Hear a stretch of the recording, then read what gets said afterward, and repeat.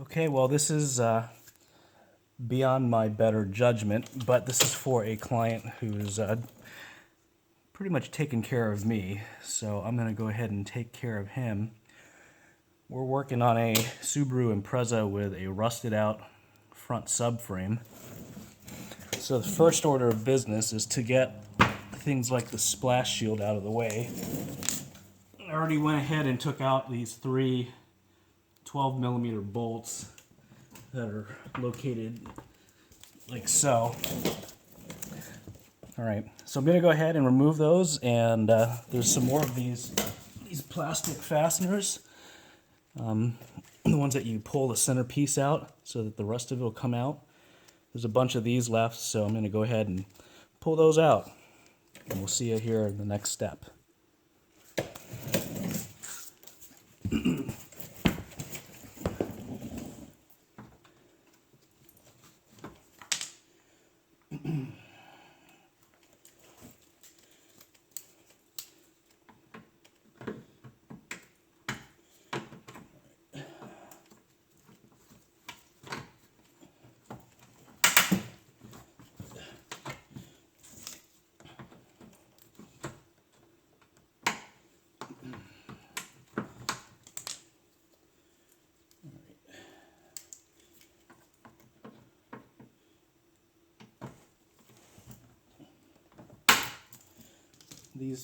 These plastic fasteners are often very brittle, so sometimes you have to cut them off.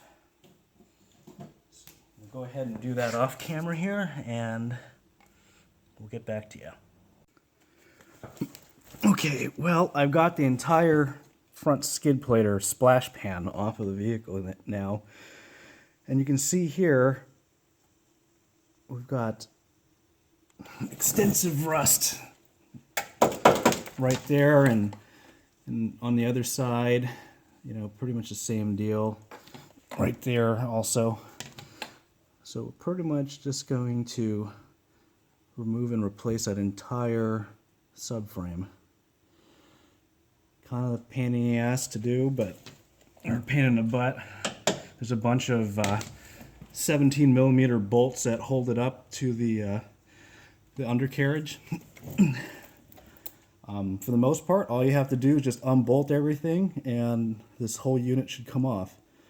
I highly suggest, you know, of course, putting it up on ramps or jack stands like I have here, and wear safety glasses and probably some earplugs or earmuffs to prevent any of this loose rust from getting in your eyes, or even worse, in your ears.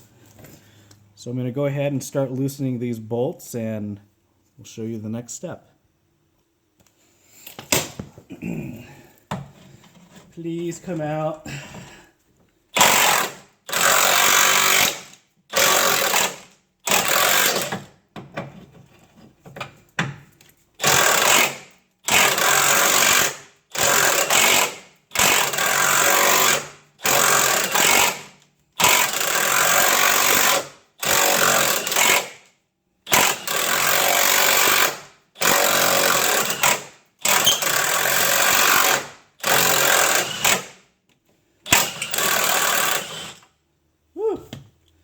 There's one bolt. We got a bunch more to go. But that's pretty much what you got to do. You just got to work them in and out. Impact gun preferred. I might have to switch to a pneumatic gun here if this medium torque Milwaukee doesn't cut it, but we'll see. Okay, I think I got a couple bolts left. These are the 14mm in the back.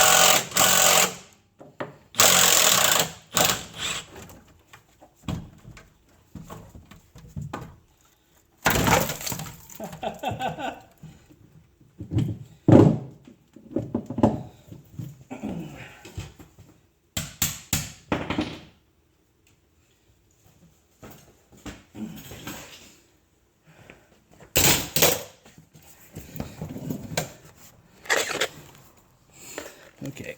Okay.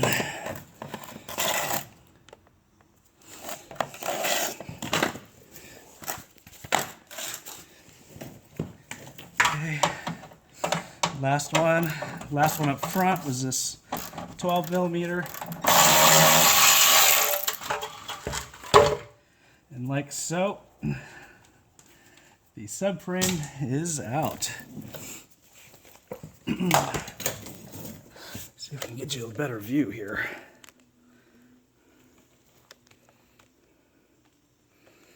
All right.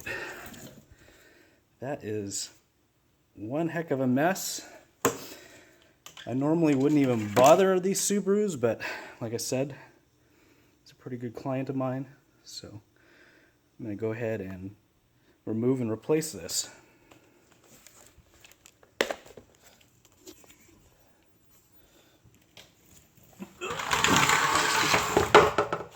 Hopefully the one that the Subaru dealer sent us is the correct one. Okay. Okie doke. Well, here's the new subframe right next to the old one that I just pulled out.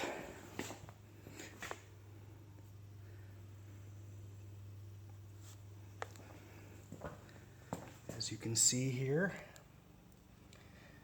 this is always how they fail. Always. If you want your vehicle to pass a state inspection, safety inspection, you really have to have this support intact. But as you saw there, they're not too hard to pull out. It's a structural support in the sense that it's there for crash worthiness. It doesn't really do much else, but very important piece to have nonetheless. Let me see if I can flip this over and get the part number off of it. Okay, that's the part number. 50515 Foxtrot Echo 012. They come shipped in a huge box, like so, right there.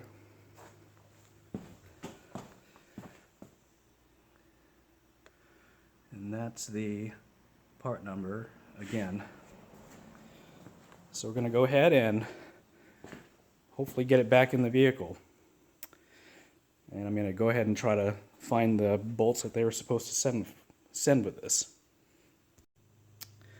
Okay, quick tech trick.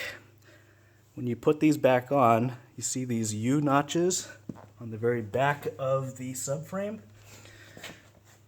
They did that on purpose so that it's easier for you to put a new subframe in the vehicle. Just to illustrate, you go ahead and screw the rearmost short, 15 or 14 millimeter bolt. Just screw it in just a little bit like that, and then slide it into place. And then from there,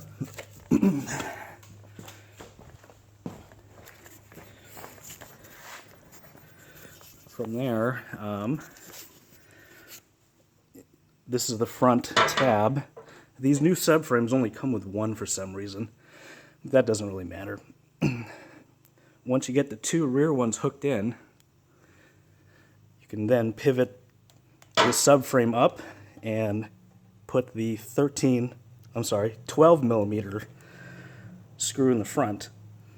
And you can leave those kind of loose so that you can get the 17 millimeter big bolts through the other holes. Okay.